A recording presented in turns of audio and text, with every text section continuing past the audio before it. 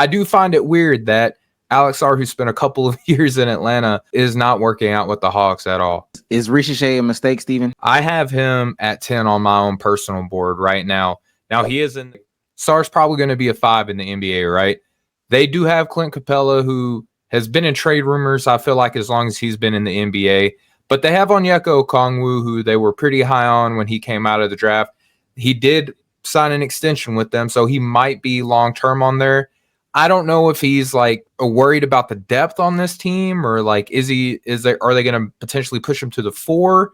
I don't know, but Washington, they traded away the majority of their big men. So I feel like he might feel a little bit more comfortable with the depth situation and star potential that he might have in Washington. It could be that the light is going to shine bright on Trey. Maybe that's why he is more wanting to go to Washington. I'm not sure. I don't have, like I said, I don't have any big sources on that, but I do find it weird that Alex Sarr, who spent a couple of years in Atlanta, is not working out with the Hawks at all. Go ahead, Damo. Go. I mean, listen, it's funny because those are the exact reasons I gave for why he was Washington over Atlanta. I've echoed the same things. I don't like the depth situation in bigs in Atlanta. Y'all have 2 bigs and one that needs to be traded. It just doesn't seem like the best fit for him long term in terms of what Atlanta wants to do, unless they're going to rebuild around him, which they're unsure about doing. With the Wizards, absolutely fine. My issue is, hey, Atlanta doesn't want to take Sarr, and Omar, you brought up a great point. A year ago, 2 years ago, when they were in position to go over to OT and watch them, they didn't see themselves being in a number 1 pick situation. So, hey, maybe their expectations were lower. Ricochet should not be the first pick in this draft, in my opinion. I can't get behind that. That's where I understand. You know me, Omar. I'm high on Alexander Sarr. But if you're telling me you're not getting none of the 3 best players, in my opinion, in the draft at the number 1 pick, I would hate to be an Atlanta fan. Is Ricochet a mistake, Steven? It depends on who you ask. You've asked me, so I'm gonna be honest with you. I'm not a big Ricochet guy either, so I'm kind of in concurrence with what Damo is saying. Now, there are some things to like. He's played in a longer season overseas than what you've seen for these college athletes, and he shot 39% from deep on a lot of attempts. So I feel like the shot is real, even though the free throw numbers aren't really that great. But he doesn't look comfortable dribbling the ball or attacking. Now, he's got good size. He's got nice defensive tendencies. Personally, it was very late that he slid on my board, but I have him at 10 on my own personal board right now.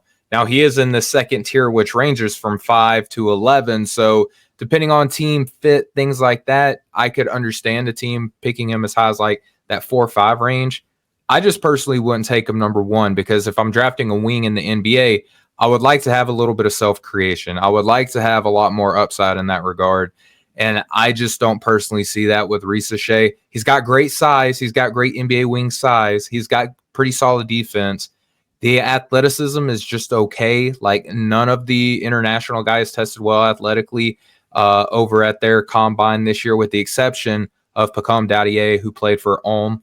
But I just wouldn't take him number 1 overall. It's like Damo said, man. Like, I just need some more out of a wing if I'm going to take him number 1 overall. Can I ask him the thing with Ricochet, and this is something I heard, I haven't confirmed it. Isn't his shooting numbers, I know he shot 39% from deep.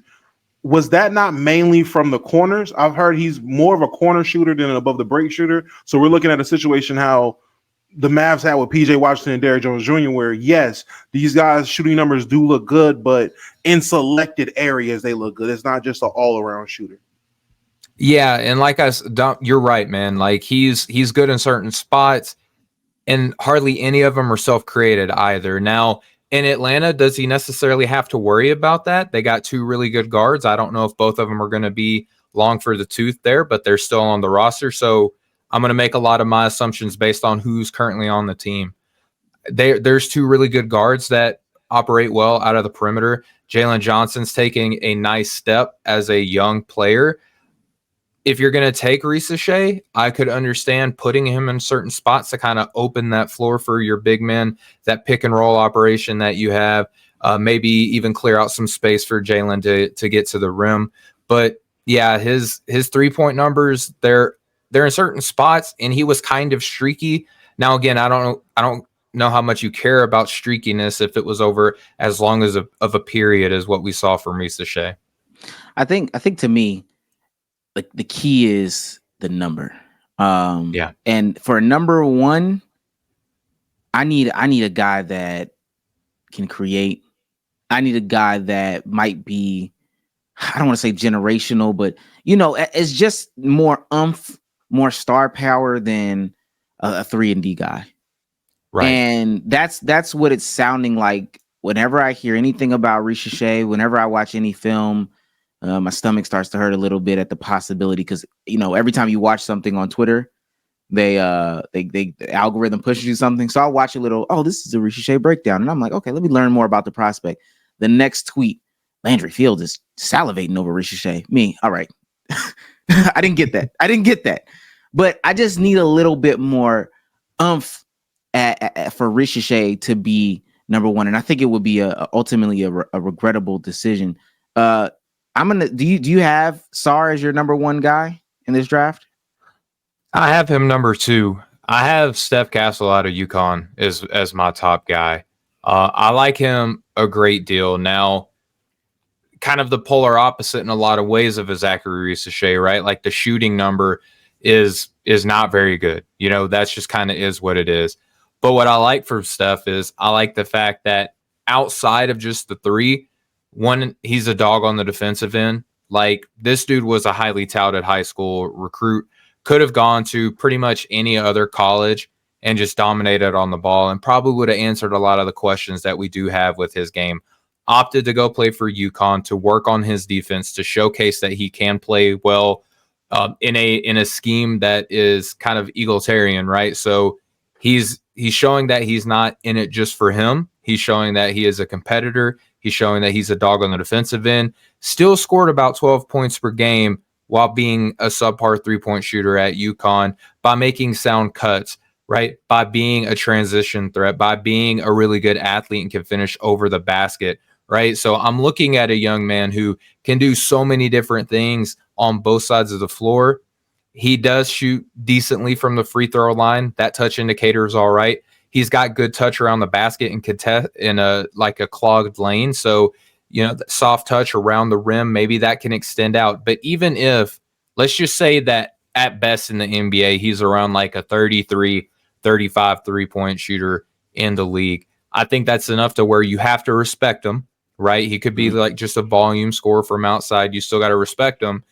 He's got a good enough handle, maybe not to be a number one, initiator, but I think that you could look at him as kind of like a Chris Middleton level creator, where he's not breaking dudes down like Kyrie Irving style out on the perimeter, but you still have to respect his handle. He's a good decision maker, had a 1.9 assist to turnover ratio at UConn, finds all players along the floor, and slashes well, has, that instinct to make timely cuts, plays within the flow of the offense. And I think that if we're talking upside in this draft, I don't know why Steph Castle isn't talked about as having the upside to improve as a shooter, to improve as a creator, as well as being 6'7" and a very good athlete. Damo, I know you don't have him nearly as high. Who, Castle? I mean, Castle's definitely a top. Well, he's one of the better point guard prospects in my opinion. I was going to ask, because I'm not too high on Rob Dillingham, and with Reed Shepherd, I'm like, I see the value, but I'm not seeing 3. So outside of Castle, I was going to ask about Isaac Collier, because he was a guy along with Ron Holland for me that I've noticed is sliding down the draft boards. Like going into this last season, I would think coming up in this draft, these would be 2 guys that are at the very least top 5 picks, 2 top 6 picks. And now we're talking about Isaiah Collier. The highest I've seen him now is at 16, and the latest is 28. Ron Holland, there was the threats of he might be around at 17 for the Lakers, and now he's going to I've seen him between that 11 to 13 range. That was the most surprising to me. But Stephen Castle, number one is I ain't having one. Now one is one surprised It's okay. me. Hey, what that let me know you like him. Listen, I like him, you love him. I get it. Now one threw me off, but I'm not mad at it. And if that's just my best player. Now, if I'm picking for Atlanta, am I going Steph Castle with everybody else on this roster? Maybe not, right? I have him in a tier where he's sharing the love with Alex Sarr, Donovan Clingan. I'm still a big Nikola Topic fan as well. I have him in the top tier in this class, despite the injury. But there's a couple guys who I have kind of in the same neighborhood, same zip code as him. Can I ask you? Oh, my fault, Omar. No. Go ahead. Can I ask? Do you have any guys in this draft as future All-Stars? Like any guys that you see right now? Do you see them making a All-Star team, multiple, anything like that?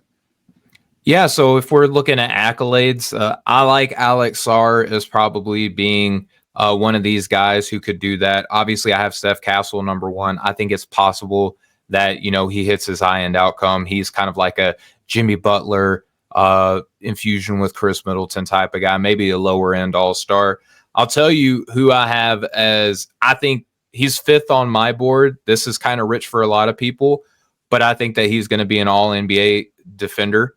And that's Devin Carter. I think that might be like the easiest projection out of anybody in this class, is that Devin Carter, son of Anthony Carter, who got his career started with the Miami Heat, played 13 seasons in the NBA, has the bloodline. He is a dog. He's like 6'3", 40 and a half inch vertical, broke the 3/4 sprint record at the combine, just dunks the ball, shot well, like 38% from three, got to the rim, dunked the ball a lot, crazy steal and block percentages to go along with just counting stats.